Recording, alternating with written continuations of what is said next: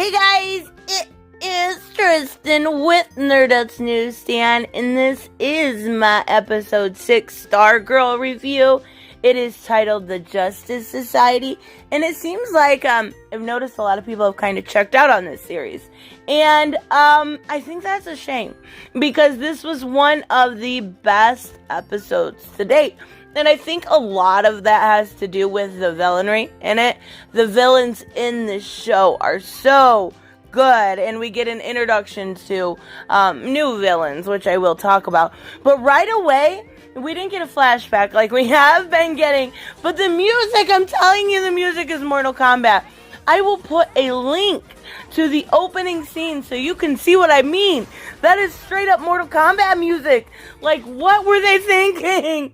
Anyways, it's football practice, right? And we see the coaches, doing different things, and we see kind of a bratty player, and you take off the helmet, and we see that it is Artemis Croc, which is Tigress and Sportsmaster's daughter, and she punches this mean boy, He doesn't like her, so she punches him. She's got an attitude. We've kind of seen that throughout, like, she kind of flies off the handle, but, the parents are, her parents are just sitting there, like those crazy parents at, practice, like, they're visiting practice, but okay, and they laugh about it, and she gets benched.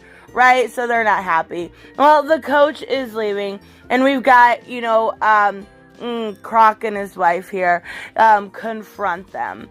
And, they're saying, Artemis is your best player, which is saying a lot, not to be super misogynistic or anything. And I don't care that she's a girl football player. It makes no difference to me. It makes sense with her character.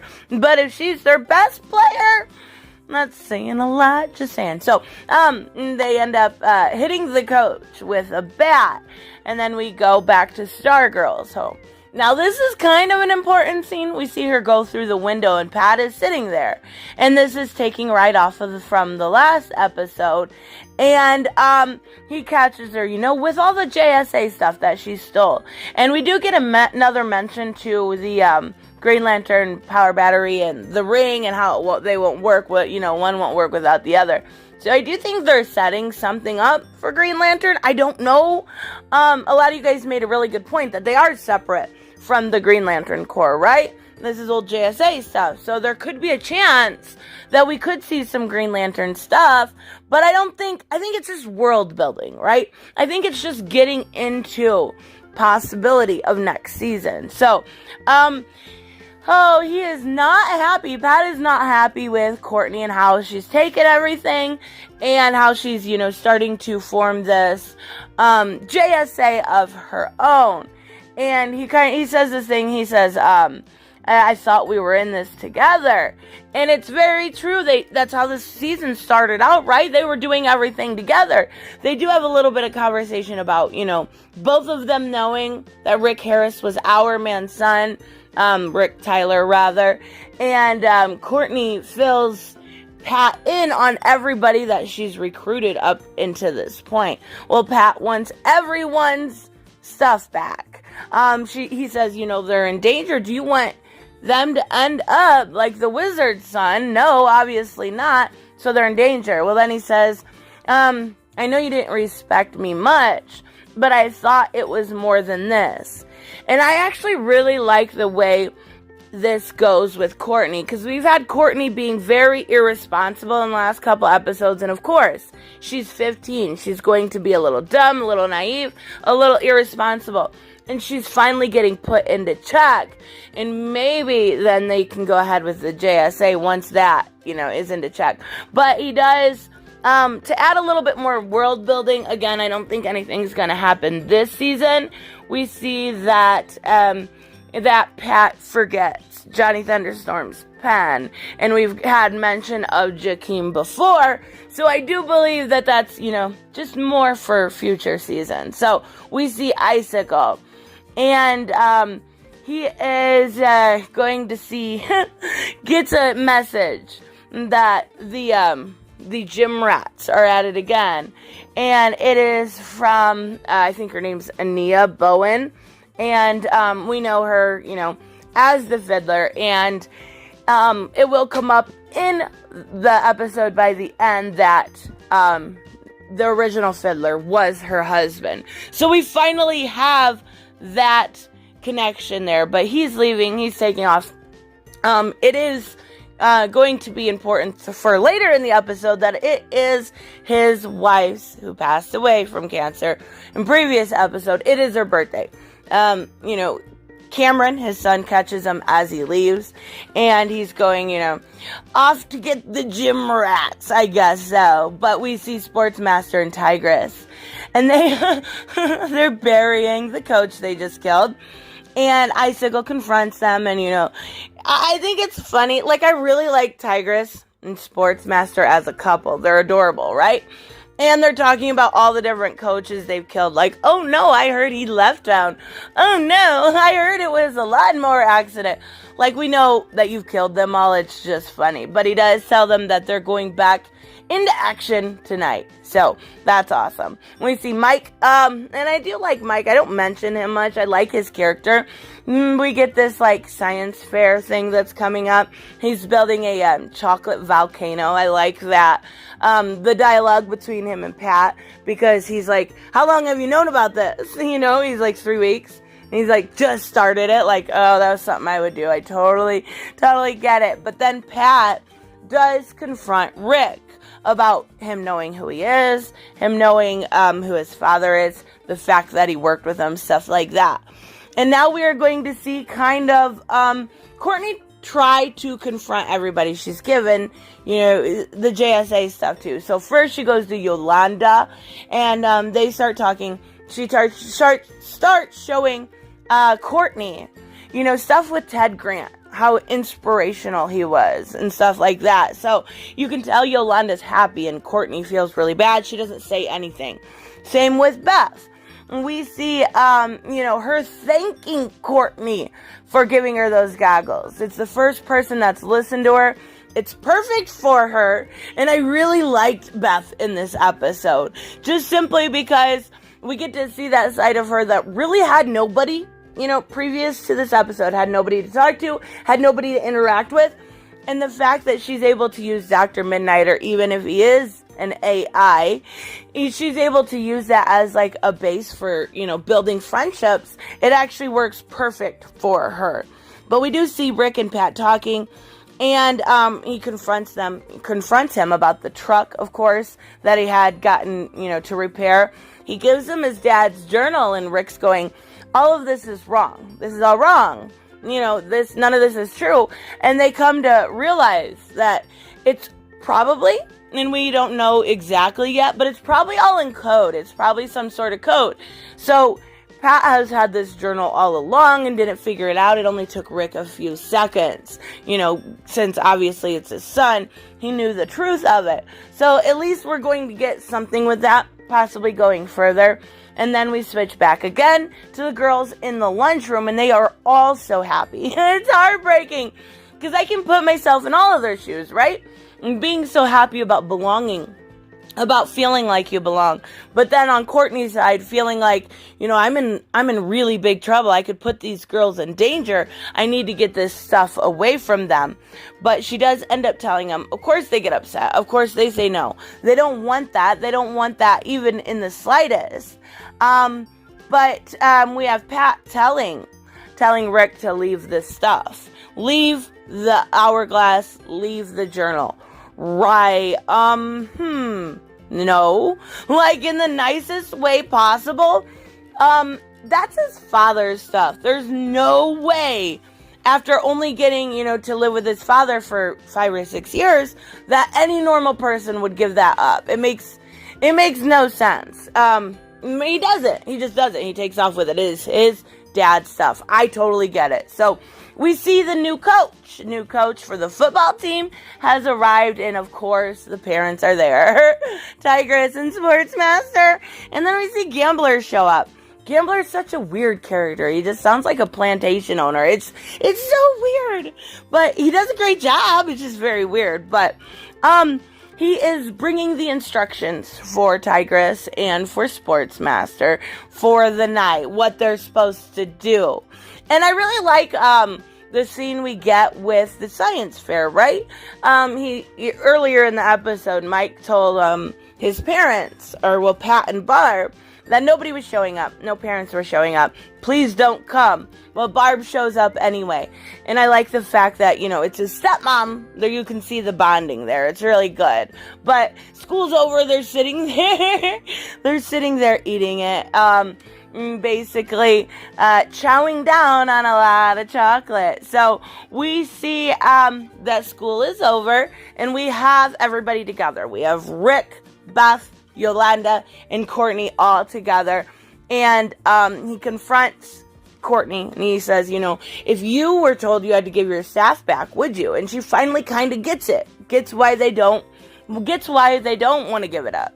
So they talk about the code in the book, and Dr. Midnighter, the glasses, are able to tell that someone is trying to hack Empire Enterprise System. Now, what this is a communication company. And we obviously know this is Gambler doing this. He's trying to hack this for what is to come later on with the satellite stuff I have talked about all along. But it does give a kind of more introduction to Gambler. And, tells more about his powers. He has no superpowers. He is just extremely smart, able, to hack, able to do some really deep web shit. And that's what they're going to do. They're going to go confront the Gambler. And we see Sportsmaster and Tigress talking to Artemis. It's date night. That's their excuse, at least. And oh my god, they're like the psychoest parents ever. They're like, do 15 jumping jacks, do 20 this, do that, do that, do that. I'm like, dang, give the poor girl just the night off. Just the night off. That's all I'm saying. Let her, if you get date night, which really isn't date night, let the girl have a few minutes to breathe. But we see dinner with Cameron and Icicle. And I love the little thing they added here. When they're zooming out at this theater, and you can see Strange Adventures, right? Like just the little things they add. I've talked about all along, just the little Easter eggs, right? So we see the dinner, and oh my god, I feel so bad for the waitress. She overhears that it's someone's birthday. So she brings cake and, lights it and says, don't be shy, whose birthday is? And they're like, oh, hey, Cameron says it's my mom's birthday. And, Icicle says it was her birthday. And she feels like complete and utter shit, realizing she brought cake over for a dead woman. Oh my god, I would feel like such an asshole. Oh my god. But we do see Cameron blow out the candle. And it's very obvious he is coming into his father's. We're going to get Icicle Jr. quite possibly. We see, the cold breath sign here. So, oh boy, we see everyone is suited up, right? Barb tells Pat that Courtney is with her friends, and he's like, of course she is, because of course she doesn't listen. Literally at all. So everyone's suited up. We don't know where Pat is, but they break in and they see kind of their first dead person as, a team. And everybody is just so grossed out. Like, rightfully so, they're children. But, then we see Tigress and Sportsmaster kind of come in. And we see all of this fighting, and my god, the way they did the fighting was so good. We see, kind of a split up. We see Sportsmaster. He is badass, by the way. And he takes on Our Man. And then we see Wildcat kind of versus Tigress. And we're kind of wondering where everyone else is. But they're getting their ass kicked, right? Rightfully so. They're kids. They have had no training. They are getting their butt kicked. But I'm not going to lie, as much as I probably shouldn't, I love the villains in this. Like, Tigress and Sportsmaster are the cutest couple villains ever. I love them. I love them so much. But, we realize that, we see Gambler, and he's trying to get the codes, and at first, he's playing Timber by Kesha, like, what? But at first, when he's getting these codes, I thought he was there, and, so the team was actually in the complete wrong spot, because he wasn't even there.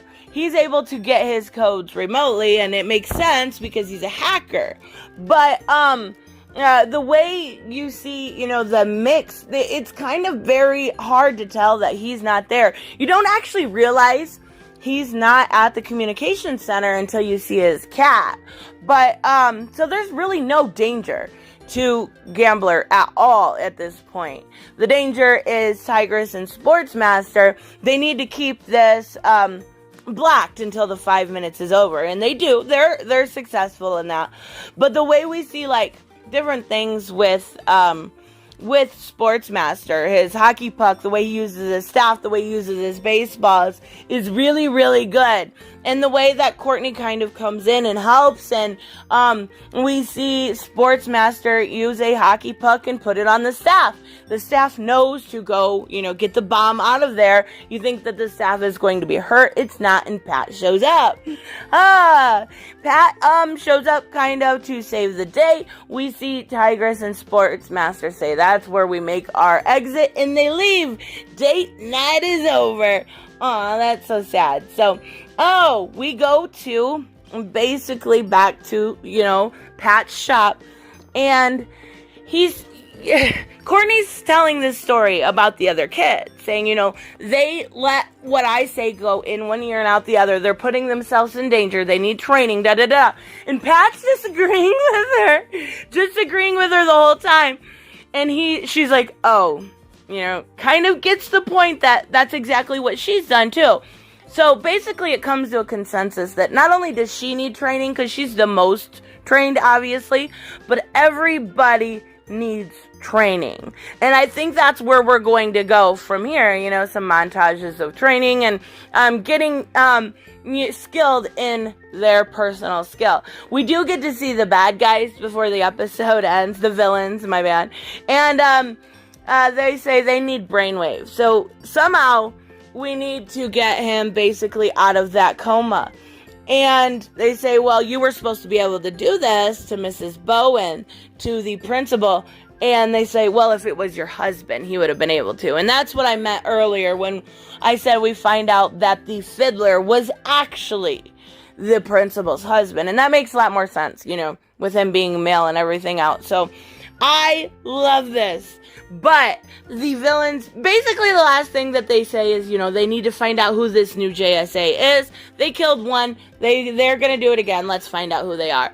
This episode was fantastic. It was a lot better than last week's. It was a little slow in the beginning, but I absolutely love the fact that they have now addressed that these children need training. These children need responsibility, and these children need guidance and a mentorship. And I think we're going to get that now more through Pat, because Pat and Courtney working separately wasn't working very well. We see how that went. Pat couldn't figure stuff out. Courtney was way too ahead in her game and way too naive. But now we're finally going to get them working back together. No more lies, no more secrets. Everybody is going to get training. And it is finally what they need. And I love this show. My God, I really haven't liked a show like this since Gotham. It's been a long time, but I am in love with this show. So good. Anyways, let me know what you guys thought of episode 6. I think there's 13. I plan on continuing reviewing this. I'm really enjoying it. Anyways, let me know if I missed any of the Easter eggs or anything else, and I will see you guys in the next one. Bye-bye. Hey guys, I want to give a huge shout out to my Patreon and subscribe stars. You guys literally make this channel possible. Huge thank you to Cage the Mick, Robert Mick Twiz, Black Knight Fool, Brucey, Chris Z, David L, David Rafford, Jeffrey Allen Carnes, Mighty Balls, Mike Buckner, Maizen Barbosa, Ruskart, Ryan Decker, Robert Hoffman, and Doc Holliday. You guys are absolutely amazing, and thank you so much for all your support. Don't forget on the way out to like as always if you enjoy the content and hit subscribe. And I will see you in the next one. Bye-bye.